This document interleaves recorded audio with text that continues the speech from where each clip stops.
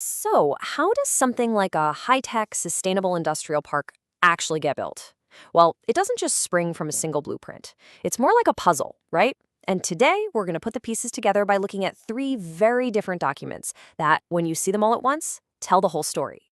So let's get specific. Our big question is this: how do you build a state-of-the-art, eco-friendly industrial park in a really remote part of Uganda? Turns out, the answer isn't in one place. You have to hunt for the clues across three key documents. Our first piece of the puzzle is a confidential investment memo.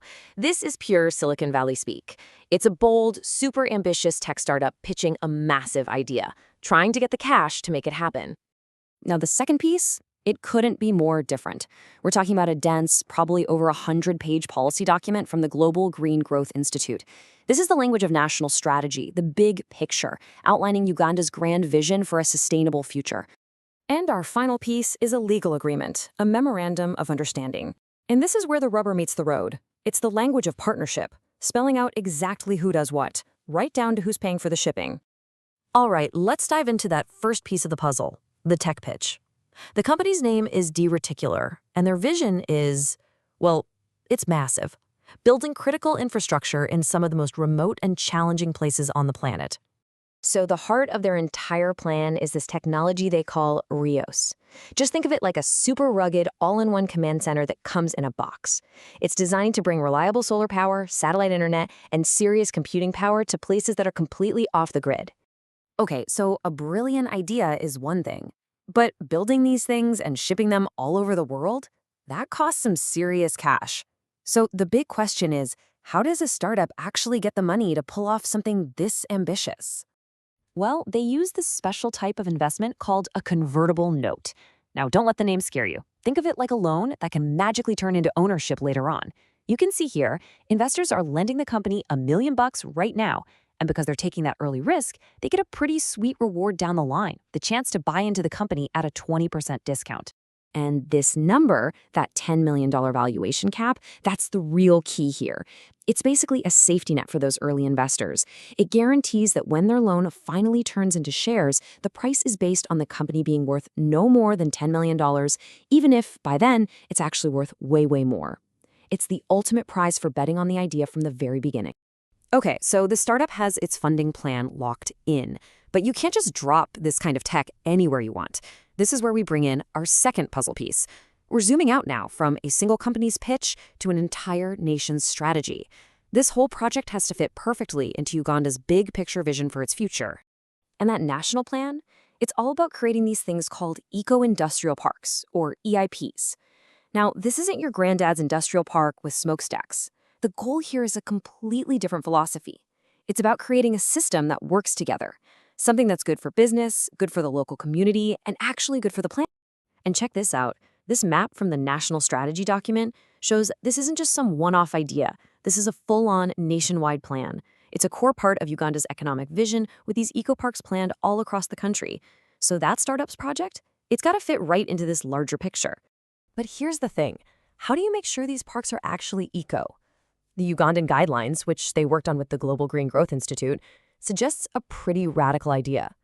They argue that to really understand a project's true value, you have to look beyond just the money. You have to use what they call a capitals approach. Okay, I know this looks super complicated on the left, but the core idea is actually pretty simple. That complex UN theory is basically a way to measure the real health of an ecosystem. Uganda's plan just boils all that theory down to the 4 capitals you see on the right, 4 totally different kinds of value that every single project has to create and protect.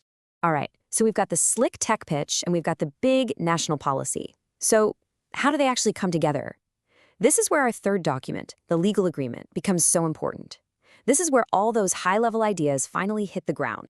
And what the agreement does is lay out a super clear division of labor. You've got DeReticular, the international tech company, handling the hardware, the software, the fancy carbon modeling, and just getting the thing to the port.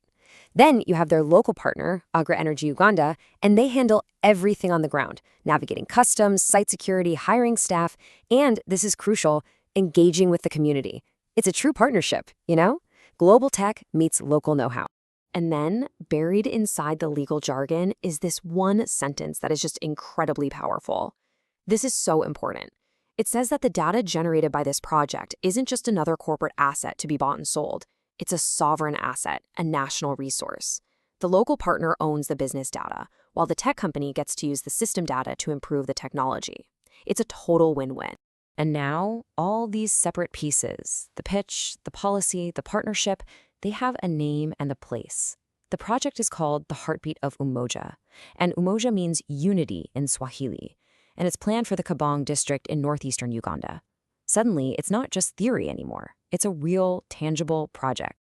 Okay, so we've laid out all the pieces. What happens when we put them all together on the table? Well, what we see are two fundamentally different worldviews, two totally different ways of defining value and measuring risk. And the success of this entire thing really depends on making these two different perspectives connect. So on one hand, you have this new way of measuring value straight from Uganda's Green Blueprint.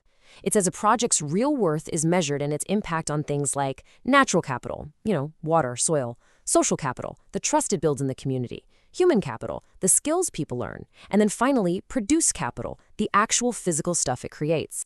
And then, on the other hand, you have the good old traditional way of measuring risk. And this is pulled directly from DeReticular's memo to investors. This worldview is all about what could go wrong with the money: political instability, the tech not working, supply chains breaking down, or not being able to sell your investment when you want to.